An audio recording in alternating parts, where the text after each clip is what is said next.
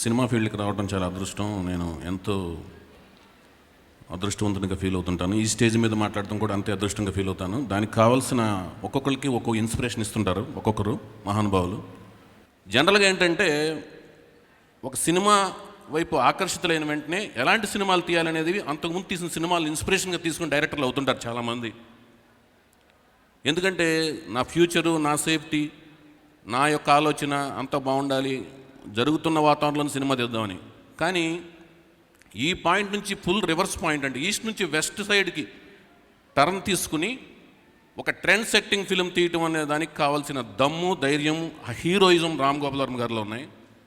Sir రాము గారు, మీరు వచ్చిన తర్వాత ఆల్మోస్ట్ బాగా రేరండి ట్రెండ్ సెట్టర్ అనే పదం. లాస్ట్ ట్రెండ్ సెట్టర్ లాంటి దర్శకుడు మీరేనండి. దానికి మేము కళ్ళతో చూసాం, మీ దగ్గర పనిచేసాం. గోవింద గోవింద సినిమాకి నేను ఆయన దగ్గర పనిచేశాను. మీరేం కంగారు పడాల్సిన పని లేదు. ఆయన గట్టిగా నిబంధనలు పెట్టుకుంటారు. గోవింద గోవింద అప్పుడు కూడా ఇది లాస్ట్ ఫిలిం, ఇంకా తెలుగులో నేను చేయను అన్నారు. నిబంధనలు పెట్టుకునే వాళ్ళు దాన్ని బ్రేక్ చేయగలిగిన బలం కూడా ఉంటుంది. నిబంధనలు పెట్టుకుంటాక బలం కావాలి, వాటిని బ్రేక్ చేయడానికి కూడా బలం కావాలి. ఆ రెండు బలాలు రాము గారి దగ్గర ఉన్నాయి. సో రాము గారు డెఫినెట్గా వచ్చి మళ్ళీ అద్భుతమైన తెలుగు సినిమాలు తీస్తారు. మనం కంగారు పడాల్సిన పని లేదు. ఏ లాంగ్వేజ్లో తీసినా తెలుగులో డబ్ చేస్తే బ్రహ్మాండంగా చూసే ఆడియన్స్ కూడా ఉన్నారు. అదేం పర్లేదు మనకి. వంగవీటి చిత్రం గురించి మాట్లాడాలంటే,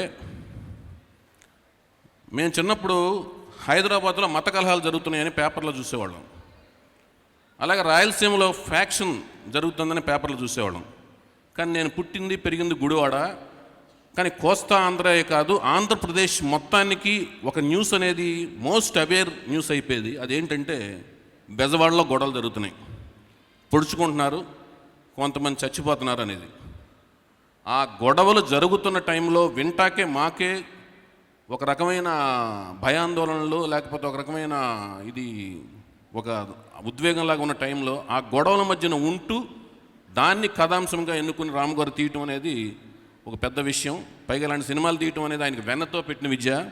చాలా ఇంటర్వ్యూలో ఆయన చెప్తుంటాడు, నేను ఎవరికి భయపడనని.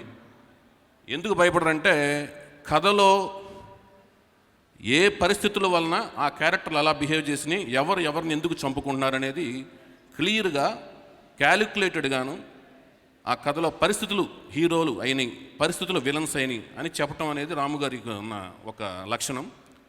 అట్ ది సేమ్ టైం ఆ గ్యాంగ్స్టర్స్లో ఉన్న మిస్అండర్స్టాండింగ్స్ వాటిని బేస్ చేసుకుని అద్భుతంగా తీస్తారు. అలాంటి సినిమాలు చాలా చూసాం.